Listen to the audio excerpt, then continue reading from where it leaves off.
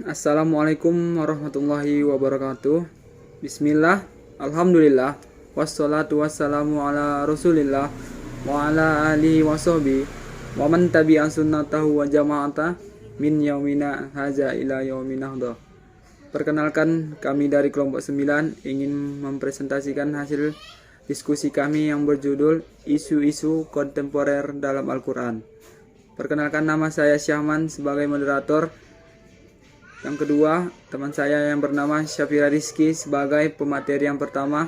Dan yang ketiga, teman saya yang bernama Vicky Ayusyanipar sebagai pemateri yang kedua.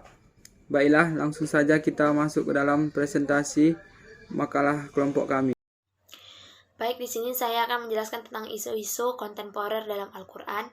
Metode Al-Quran merupakan sumber prima dari segala sumber hukum Islam. Karena itu, semua hukum dalam Al-Quran merefer, berdalil, dan berhujjah dalam Al-Quran.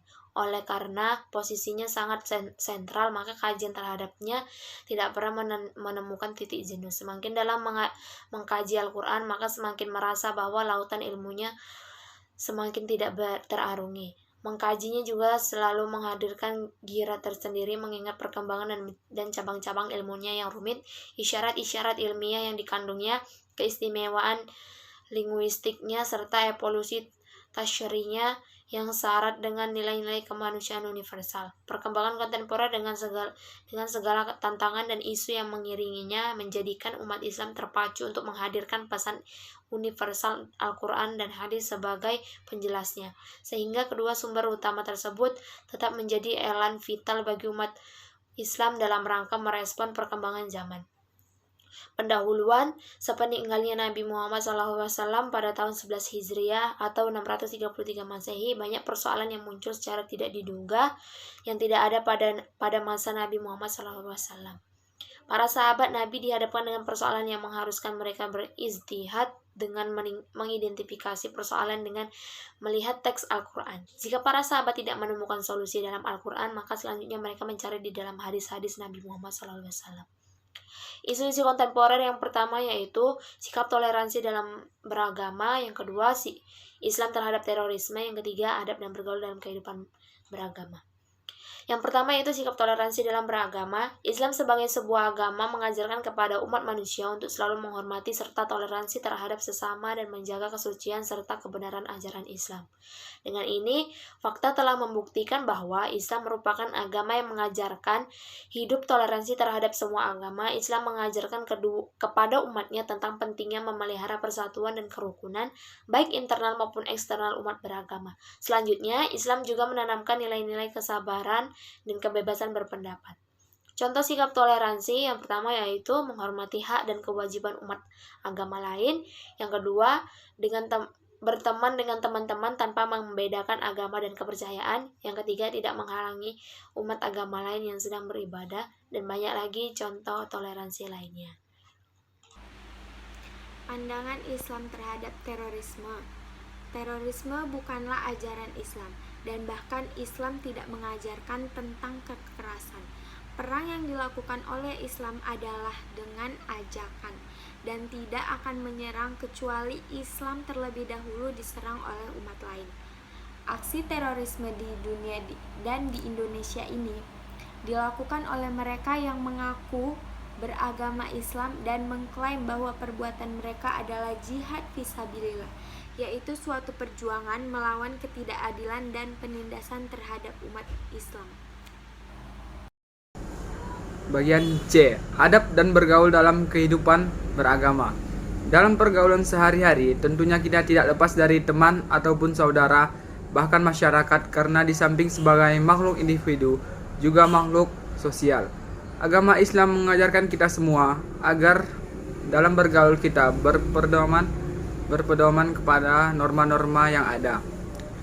Dengan demikian, apa yang kita lakukan tidak akan merugikan diri kita sendiri dan juga diri orang lain. Adab yang dilakukan dalam kehidupan beragama yaitu sebagai berikut. Yang pertama, bertegur sapa kepada sesama teman. Yang kedua, saling bersilaturahmi. Yang ketiga, menghargai agama lain. Yang keempat, tolong menolong dalam kebajikan. Yang kelima, berbaik sangka. Dan yang keenam, menjaga rahasia seseorang. Panduan tentang adab dalam bergaul juga dijelaskan dalam Quran surah Al-Hujurat ayat 10 sebagai berikut. Allah Subhanahu wa taala berfirman dalam Quran surah Al-Hujurat ayat 10 sebagai berikut. A'udzubillahi minasyaitonirrajim. Bismillahirrahmanirrahim. Innamal mu'minuna izwatu faslihu baina ahwaikum wattaqullaha la'allakum turhamun. Yang artinya, sesungguhnya orang-orang mukmin itu bersaudara.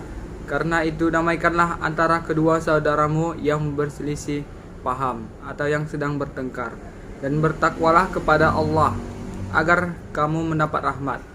Hikmah yang diperoleh setelah menerapkan adab dan berteman adalah yang pertama, terjalinnya pertemanan dan persaudaraan menjadi lebih akrab dan lebih baik.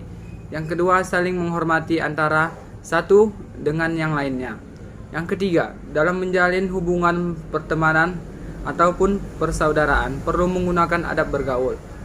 Yang keempat, menyadari bahwa hubungan yang saling menghormati dan memupuk rasa persatuan dan persaudaraan. Kesimpulan yang dapat kami peroleh yaitu, berdasarkan penjelasan di atas dapat disimpulkan bahwa Al-Quran dan umat Islam adalah dua hal yang tidak dapat dipisahkan, bahkan tidak akan dipisahkan sampai kapanpun. Al-Quran semakin kesini semakin dilupakan, padahal dengan adanya isu-isu kontemporer yang beredar seharusnya kita harus lebih banyak mengkaji Al-Quran dan memahaminya, karena semua permasalahan dan cara mengatasinya sudah dijelaskan dan memahaminya karena semua permasalahan dan cara mengatasinya sudah dijelaskan dan sudah tertera semuanya di dalam Al-Quran.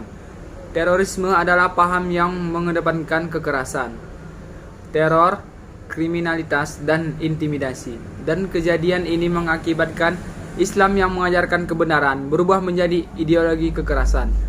Dari itu sendiri bahwasanya Islam yang biasanya menjadi rahmatan lil alamin dan sekarang berubah menjadi laknatan lil alamin. Demikianlah hasil presentasi kelompok kami dari kelompok 9. Lebih dan kurangnya kami mohon maaf kepada teman-teman dan Bapak dosen. Kepada Allah kami minta maaf. Kami tutup dengan wabillahi taufik wal hidayah. Wassalamualaikum warahmatullahi wabarakatuh.